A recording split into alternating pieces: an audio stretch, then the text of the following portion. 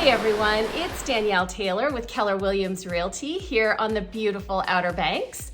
And lately I've been hearing my seller clients talk a little bit about maybe thinking of selling and trying to figure out how they'll know when it's the right time to sell and what things they should think about. So I've got 5 things that you may want to take into consideration to decide if now is the right time for you to sell. Okay, so number 1 is if you rent your home and you decided to sell and list now, you're probably not going to close until sometime in August, maybe even as late as early September. That means you have collected the majority of your income for the 2023 rental season, and you just get to pocket that money and move on to your next adventure. So that's the great benefit. You get all of that rental income pretty much. Number 2 is avoid the carrying costs over the fall and winter until we get to the 2024 rental season. So what we're starting to see is that we're returning to pre-COVID occupancy patterns, which means, that Memorial Day to Labor Day is peak, it's hot, it's renting. The shoulder seasons, spring and fall, tail off a little bit, and then we get a little bit over the winter if you choose to rent your home. But there's still extra costs over that time when you're not collecting the majority of rental income. So if you sell in the fall, you get to avoid carrying it until another rental season. So that's number 2.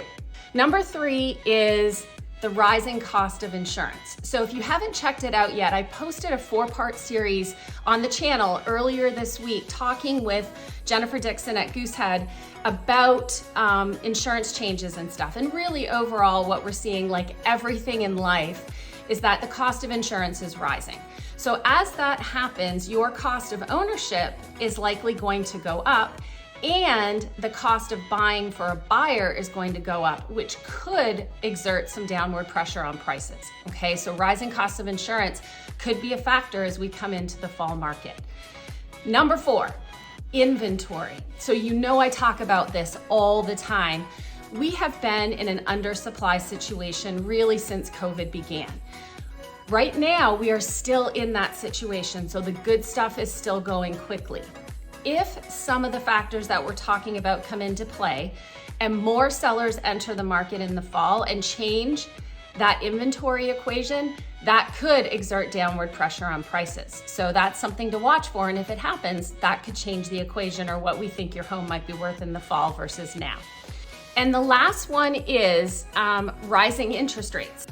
So interest rates are continuing to rise. We're now sitting at about 7%, which is about double what it was last year. That's a huge impact. So I'll give you an example. On a $500,000 home, so you purchase a $500,000 home with 20% down, the difference between 7% and 3.5% is about $865 a month for a person to own that property.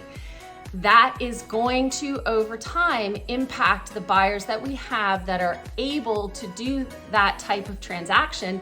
And it may also have buyers have to drop down in price range in order to be able to afford those costs of ownership.